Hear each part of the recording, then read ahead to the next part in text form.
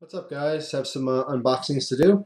I have a regular box, I have a pad envelope, and I have a letter with staples all the way around it. It's a lot of staples. Okay, so yes, read on camera, read on camera. And this one actually opened first. It does not say read on camera, but it is from a YouTuber that a lot of you guys know, Condor 5x5. And let's open it. So today, not my EDC, I'm going to be playing around with some different utility knives. So I figured it'd be a good introduction into the utility knife stuff is my little bow sawing utility knife, which I absolutely love. You guys have seen it before. But anyway, let's see what we got here. Now he told me he's going to send something. And, ooh. All right, let's read the note. So we got a cool shirt here. All right. Hello, hope you like the shirt. It's just a very small token of my appreciation. Just want to thank you for all the support. As you can tell from the shirt, it's not meant to promote my channel since it doesn't have the channel name on it. But instead, it only has a 5x5, and the 5x5 is meant to convey a philosophy or a way of life. In case you're interested, here is the meaning symbolism behind the design. 5x5 equals term 5x5 has many definitions. Signal has excellent strength and perfect clarity. Clear and loud versus loud and clear. Doing great, everything is a-okay, etc. I like to use 5x5 to mean that everything is cool and on track. The circle around 5x5 equals community. Wings equals freedom. Chains and barbed wire equals continued struggle for freedom. The shield equals strength, honor, integrity, faith, and protection. Veritas et aquitus is Latin for truth and justice. Exact translation equals verity and equity. Equity? Sorry. The only Latin I know is et al. E-T-A-L, and that means and other. I only know that because we use it at work in case someone has a crap load of people in their box in their big flop house and they get everyone's mail. They're so-and-so like the Johnsons et al. Anyway, that's the extent of my Latin. The two guns equals, well, it's a Sig Sauer P226, my favorite. Thanks again for all what you do for the community and for making YouTube an enjoyable educational experience. Condor 5x5. Actually, well, first of all, it's very nice of you to do. I really appreciate it. And actually, clothing is one of my favorite gifts. I love clothes. It makes me feel like an old man. But, getting socks on Christmas and t-shirts and stuff. I love clothes because as an adult, when you have to buy your own clothes, it ends up being a lot of money. But what I really like about this, well, first of all, that is a kick-butt design. It's really, really cool. It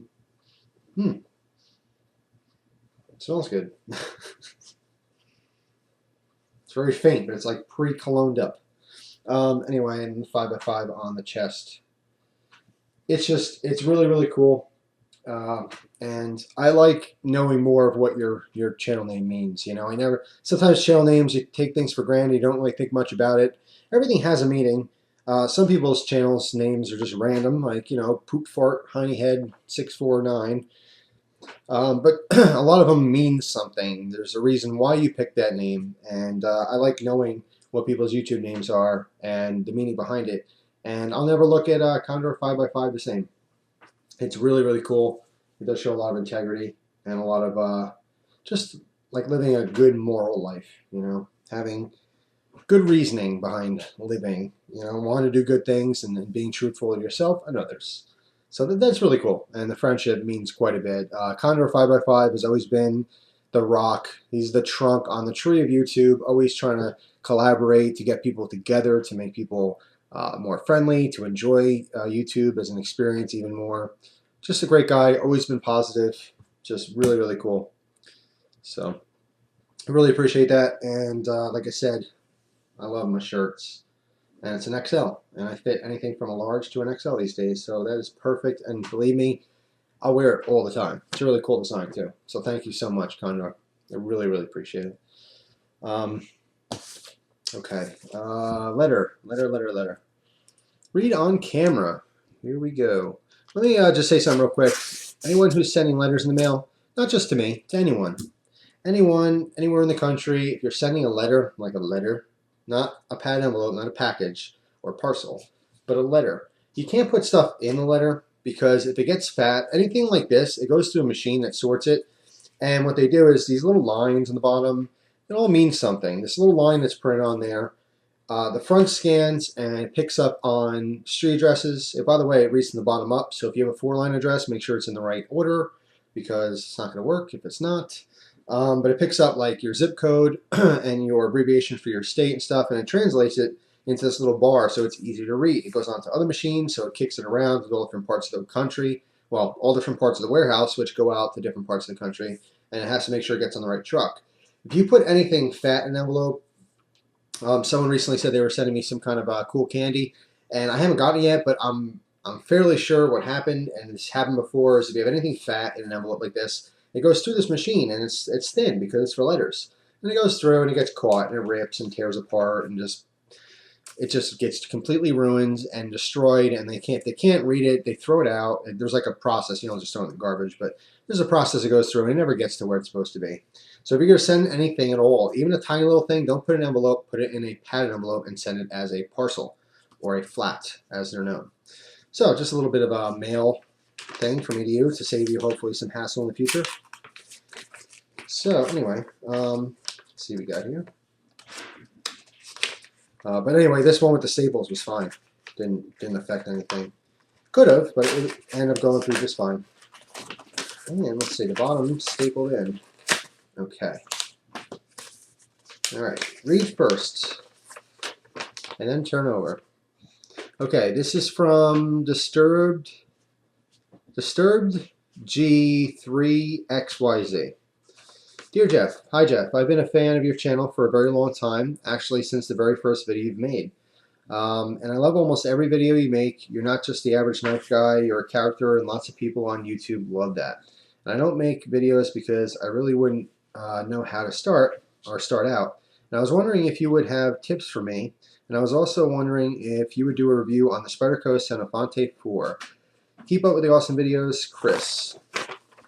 And then handwritten on the back, hi Jeff, I was wondering if you do a knife tray with me for your cold steel medium Vaquero, your cheapo curved handle Balisong, and your crisp bladed cheapos with the silver dots on the black handle. My email is blah blah blah. It would be awesome to hear your feedback about these knives. You can always email me to discuss what you want. All right, well I'll shoot you an email. I'll see what you got if you want to see if we can work out a trade. Sure. I was going to say something before, and I forgot. I lost track. Oh, some tips starting to make videos on YouTube. Just be yourself. There's physically some things you can do that will better your chance of being more successful, such as just using a decent camera. If you use a decent camera on YouTube where your lighting is okay and the video quality is like pretty good, it will better your chances. You could be the coolest YouTuber in the world, but if you're filming on some grainy webcam, people lose interest because of that quality that's lost there. But you know, if you have enough personality, you have some things that you want to say or show or talk about that other people want to listen to and watch, then yeah, anyone can be a YouTuber. You don't have to be a big YouTuber to have fun at it. That's the whole point. In fact, I think generally speaking, the bigger you get on YouTube, the less fun you have. Honestly, because there's a lot that comes with it. There's a lot of responsibility that comes with it. There's a lot of hassle that comes with it. Of course, the more people who watch your videos, the more people, or the better chance someone doesn't like you for whatever reason, whether you caused that on purpose or not. Yeah, I think it's a fair statement to say that the bigger you are, actually, here's how I'll put it. The bigger or more successful you get on YouTube, the harder it is to enjoy it. Of course, this has to do a lot with personal feelings and personality too. If you're, thin-skinned, YouTube's not a place for you because you will certainly get knocked down a couple pegs. You'll get made fun of constantly.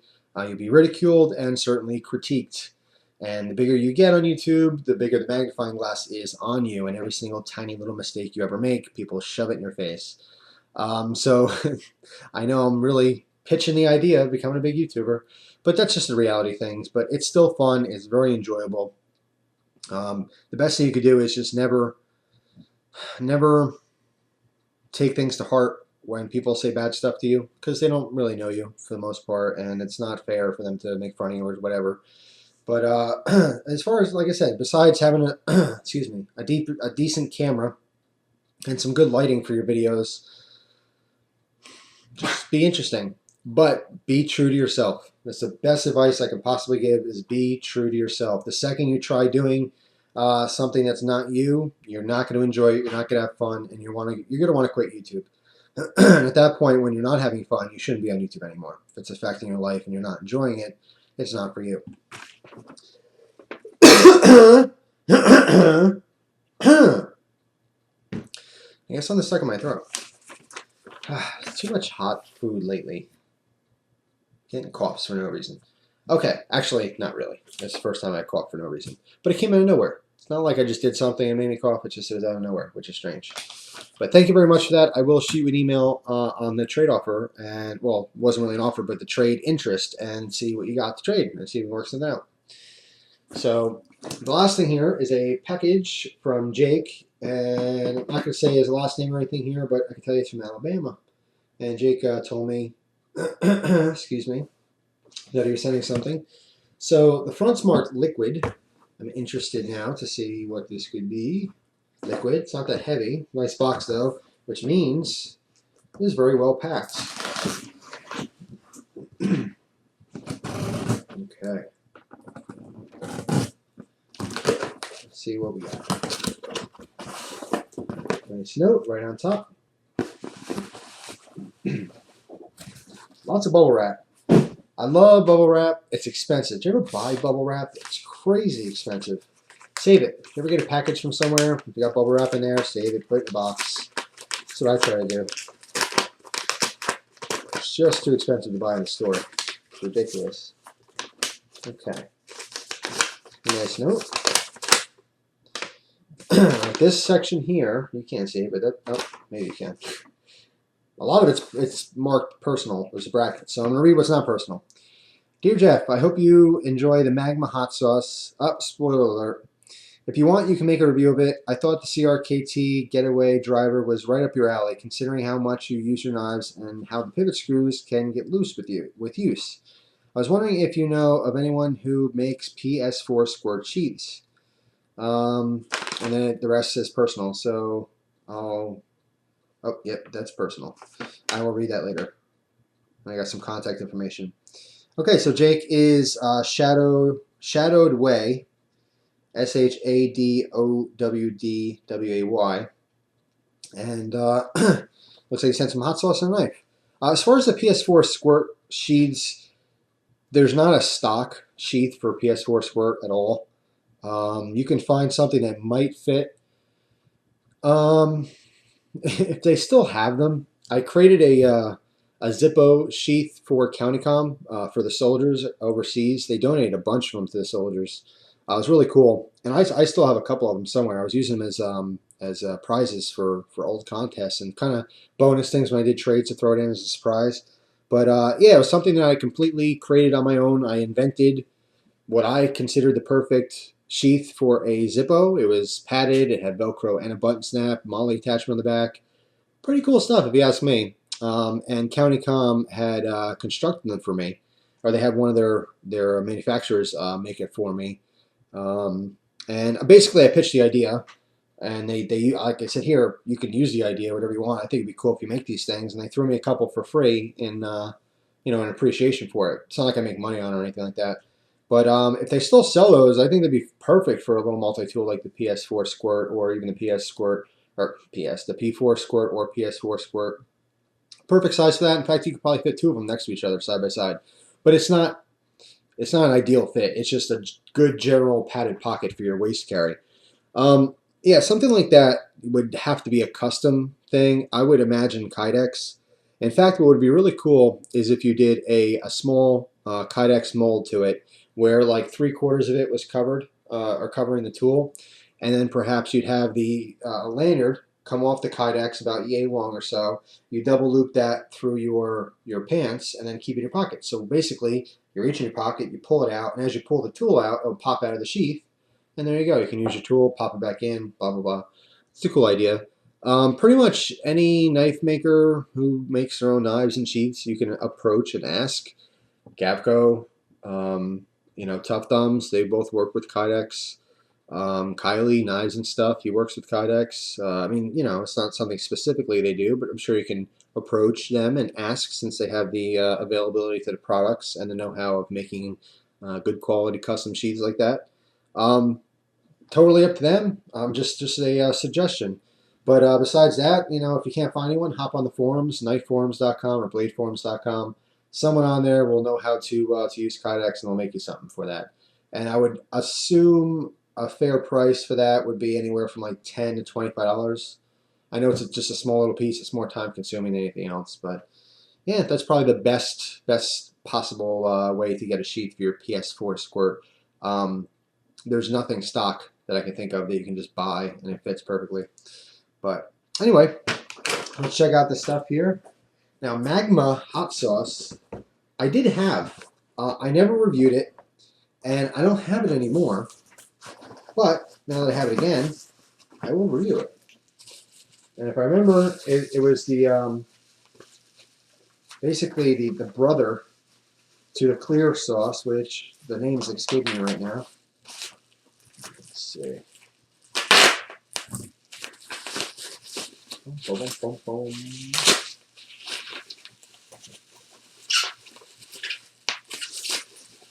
boom. Oh yeah. Alright, you'll see a review coming soon of Magma hot sauce. Now it's already mixed up because it was in the box. Basically this looks, if you just let this sit and settle, it's completely clear.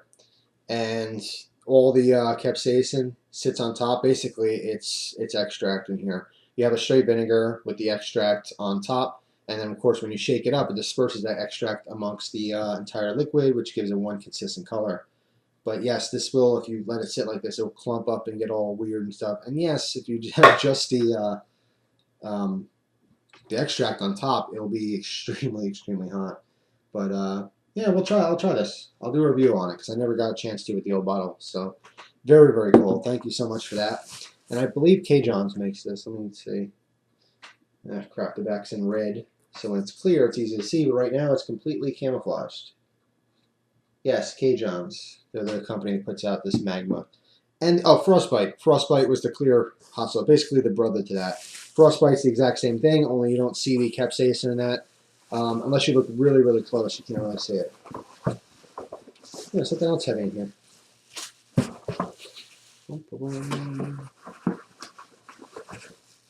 All this will not go to waste. All this perfect bubble wrap will be reused.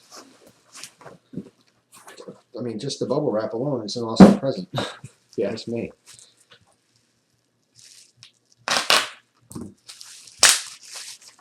All right, looks like a little CRKT.